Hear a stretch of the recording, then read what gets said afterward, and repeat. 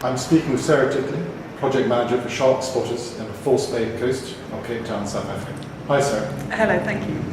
Sarah, what was the genesis of this programme? I mean, what was the catalyst which really started it all off? Because it is, I understand, it is unique, it is the only programme in the world.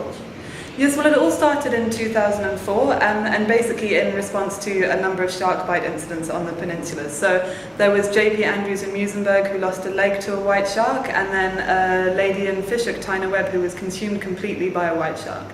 And these really had a huge impact on the surfing community, on the swimming community, and the beachfront businesses in the area. And so the communities came together. It was a community-driven initiative, and they looked for ways to try and solve this problem because the beachfront businesses had nobody wanted to go to the beaches anymore.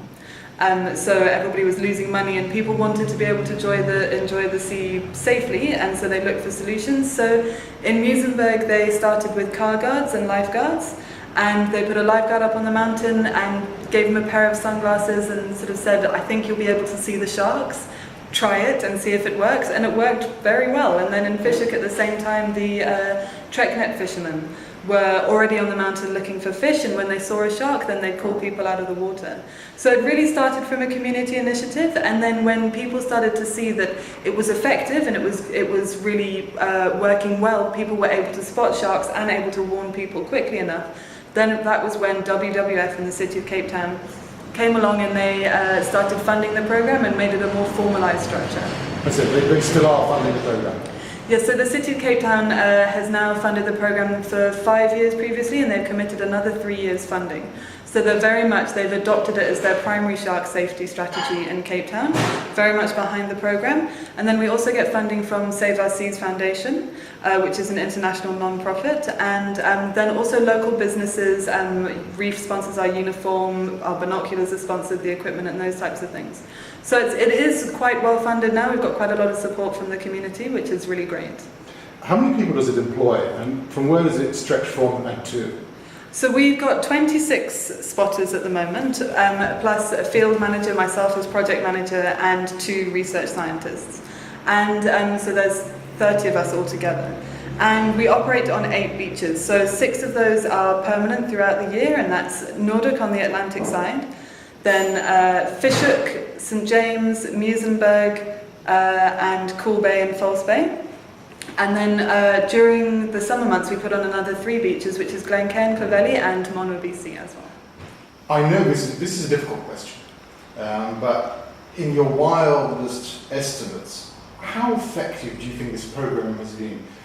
Basically, how many lives has it saved? Well, it's difficult to say exactly, because obviously, you know, every time there's a shark in the area doesn't mean there necessarily would be a shark attack. But since the program began in 2004, we've recorded over 1,450 shark sightings on our beaches, and of those we clear the water about 70% of the time. So you can say that 70% of those 1,500 odd sightings, we've actively cleared people out of the water, actively taken them out of the path of a shark, and therefore definitely avoided any potential, shark-human interaction. So how many of those would have resulted in a shark attack is very difficult to say. But I think without a doubt in some areas we definitely have saved people's lives, and in fact with the attack that we had in Fishhook, we were able to save the gentleman's life through first aid.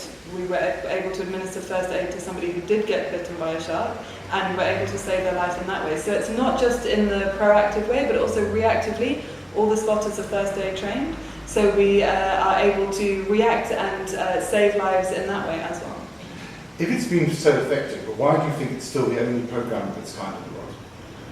I think there's sort of 2 things to that. Firstly, you need to have a high elevation next to the sea for that to work. So you need to have, here we're very blessed with mountains next to the sea, and so we can see sharks at a distance, and we're looking at white sharks which swim on the surface of the sea, on the sea surface, whereas things like bull sharks very much swim in murky water on the bottom, so they're not as easy to see. So that's definitely one aspect. I think the other aspect is it's a community-driven program, and it needs a community to take it on board. So a lot of the time when you suggest it to governments, they look at it in it's not they like to spend a lot of money on big fancy toys and that type of thing, and sometimes I think it's overlooked for the community initiative that it is, despite how effective it is. Sarah, good luck. And thank you very much for speaking with Uyaphi.com. It's a pleasure, thank you.